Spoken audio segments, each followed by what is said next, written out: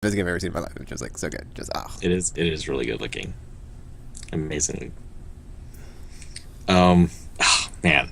Every time I think about reviews of this game, there was one review that I read, and it was like it basically said, "No, you should not play this game." And it's like, why? Is it because it has if it had gameplay ideas, I didn't see them. And, like I must have totally missed them. It has no artistic direction. The story is a mess. Um, it's like Gears of War if Gears of War was a bad game. Like, well, you can't just assume that they're like, oh, we're making a third person shooter and then we just plumb forgot to put in shooting parts. Like that doesn't happen. You work on something for that long, everything in there is they put it in purposely. You know, all of this story stuff, like that is the meat of the game. So you can't even say it's like Gears of War because Gears of War was mostly shooting and not really about story. And this is mostly story and not really about shooting.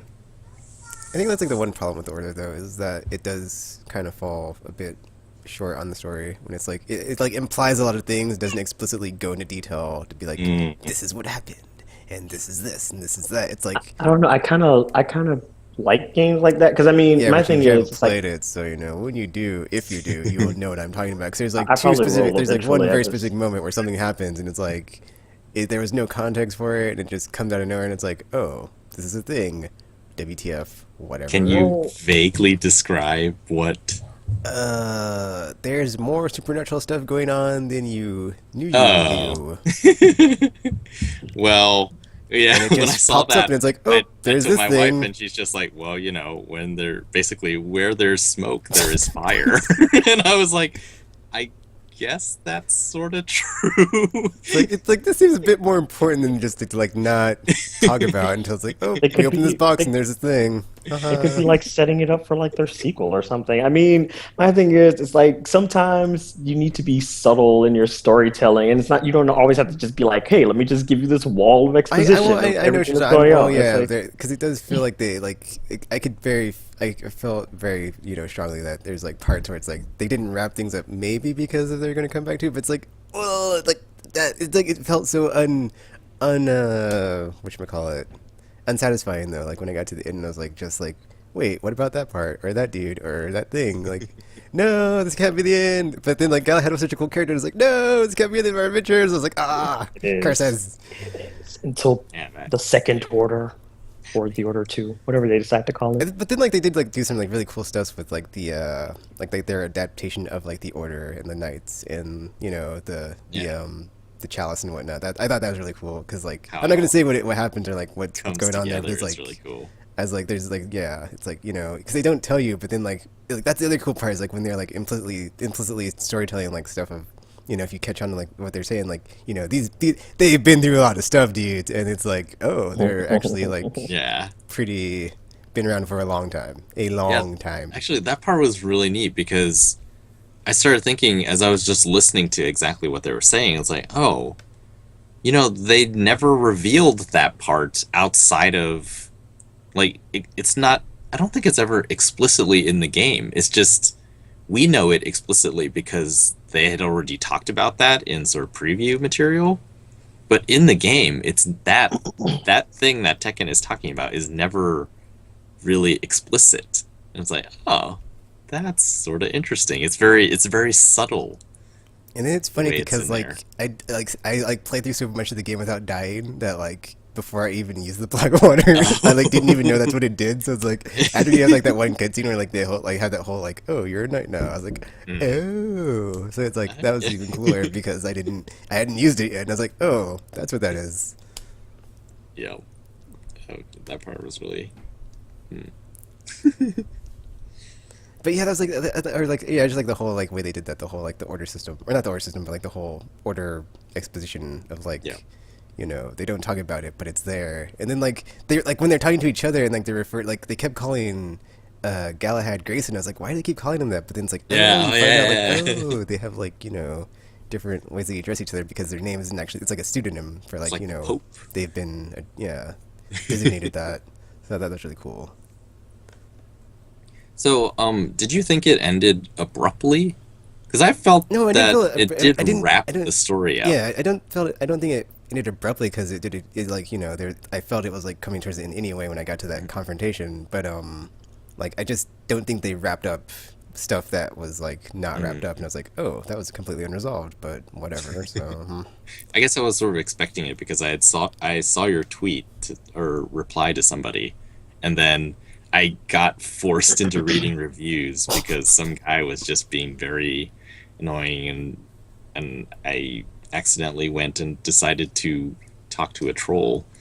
But it was just like I saw it coming, and then so it was hard to gauge how I felt about it exactly, but thinking about it after the fact, it feels like and this will be meaningless to RPG. It's like Empire Strikes Back.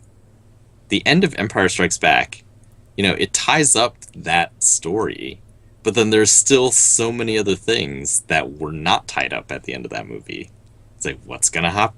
Han is just gone, and he's talking about going to get Han, and we just found out this bombshell thing. What's gonna happen with that? And just like, Oh my. the movie's over. It's like, that's the ending? Like, they're just gonna stand by this big window and go, bye, good luck, and yeah, like to me, it feels very much like a Metal Gear Solid syndrome, where it's like some people I could say it's like a rental, but it's like no matter what, it's still worth playing because it is such a good experience. Like no matter like 'cause Metal Gear Solid's like not a long game, but it is just so good.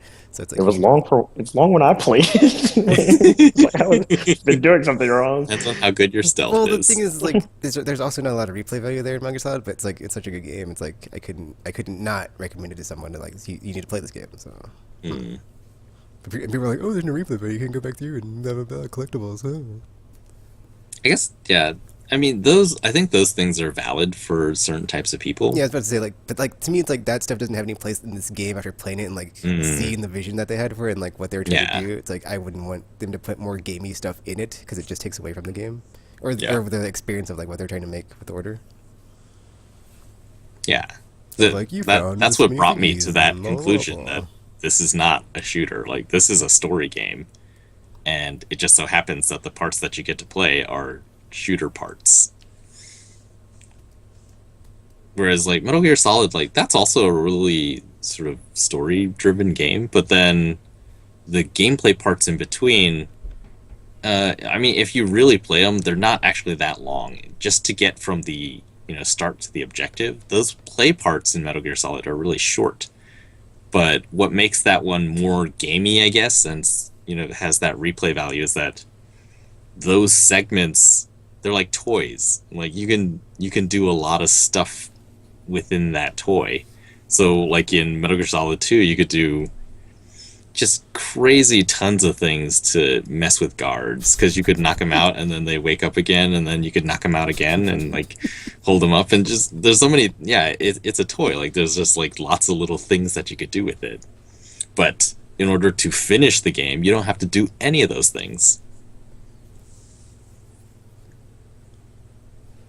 So, well, yeah, the gameplay parts are less toy-like in that way. So the toy of the order isn't as, I guess, fun as Metal Gear Solid.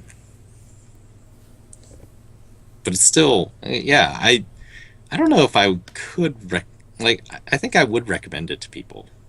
I don't know if I would recommend necessarily spending $60 if you don't like this sort of stuff. But, yeah. So RPG, are you gonna check it out at some point? Following Probably. this somewhat vague discussion? Well, I mean, I was like semi interested in it when it like was initially unveiled. I mean, the only reason why I didn't pick it up at launch is because it seemed kind of third person shooter even once they started showing stuff. So I was like, I don't think I want this anymore. So that kind of like kept me from getting it at launch. So I'll probably like end up picking it up like later on down the line when it's like on sale or something. So That part is, yeah, that's really baffling to me now. Remember I was talking about, oh, maybe they're like short selling it, and that's why they've shown so little, and people are just going to be blown away because they didn't expect anything. But well, I mean, obviously that didn't happen. and the expectations were not matched by the game because yeah, that is sort of weird now because like, well, they showed all the shooter stuff and they didn't really show anything else, and then when the game came out, it to me is not really even sort of a shooter, and that's why it rated poorly because everyone's like, hey, it's a shooter, and it's like, this is not a shooter, like there's so little shooting. It's very sad. It's a game of lies. It'll be interesting to see. Or so I don't know. Like, have you seen any sort of general feel about the game besides critics? No, not really. Yeah, neither have I. I'm curious to know if this is going to be one of those games. Like, people keep comparing it to the first Assassin's Creed, where they feel like, oh yeah, they spent so much time on technology that they forgot to make a game. I disagree. Like, yeah, I don't. The Order feels so much more polished, and it doesn't. Assassin's Creed felt really padded graphic out. fidelity and the art and just the Yeah. visuals are so good. Was it? It's like, Oh. I mean, yeah, it kind of, it doesn't, and like to me, it doesn't fall short in like the shooting at all. It's like it's an adequate shooter. It's like it doesn't do it shooting bad. It doesn't do stealth sections bad. It doesn't do the super awesome CQ to E's bad. It's like everything. Like nothing. I mean, all those other parts are not as good as the graphics and visuals, but it's like they're not terrible or bad or anything. I would say is below average. So it's like, to me, it's a good game, and I like it. So like if it feels polished in a way that Assassin's Creed definitely was not, and so because of that, it makes it hard for me to believe that this is because the Order is what it is because they ran out of time. It's like, no. I don't think that's true. I think they purposely made the game this way, and you thought it was something else, and that's why you don't like it. Yeah, even to me, like I think it's a cool setting because it's like to me, it's like a look at colonial England and like the ramifications of had they kept being more of an imperial state versus like if they had not been less colonial and been like, oh, we're just gonna like be internal from now on and blah blah blah. But then it's like a really cool concept of like, well, I can't like go into the story like spoiler stuff, but like how they were like spreading their influence of things across the world and like what would go down there. So it's like, ooh, so I guess that's something cool to look forward to in the future. Did you listen to all the archive things? I don't know if I got all of them, but the ones I did, I listened to. Okay, Those are pretty cool. Those were interesting because at first it's like, I have no idea what these are talking about. And then as you get further and further, like, oh. Yeah, that's like the other cool thing is like, I'm not sure if it was like the last audio file or like one of the last something, but it basically after the martial law thing is like instated after something happens. And it's like talking about someone in America and they're like, yeah, if things keep going as they're going, something. So I forgot what it was, but it's like really good way of like, just a historical aspect of the game of, oh, this is, back in the 1880s. So like America's like a new country, but they still don't have a lot of power. So it's like that's a cool like alternate history there of like, oh, if Britain kept rising in power as an empire versus America, like would there be the eventual conflict that would arise between them, and they're not like the bro countries that they are now, and like what would happen there. So that's something cool that they could explore. I'd like to look forward to.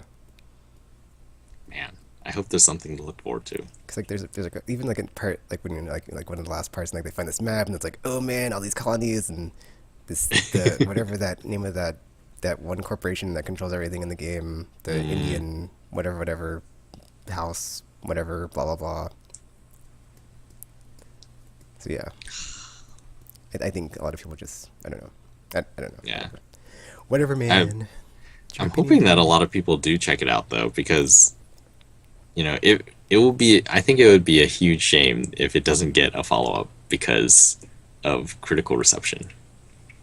There's not enough shooting. Yeah. I'm hoping it'll be like Destiny, where the critics were like, but then millions of people bought it, and so they're definitely making more.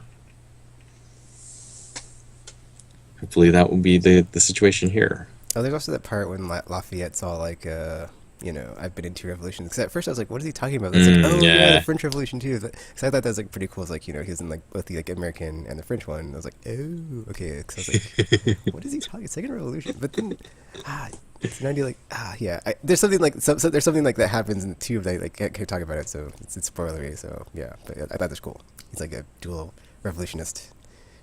And yeah, he's like an American, but like a French American, so whatever.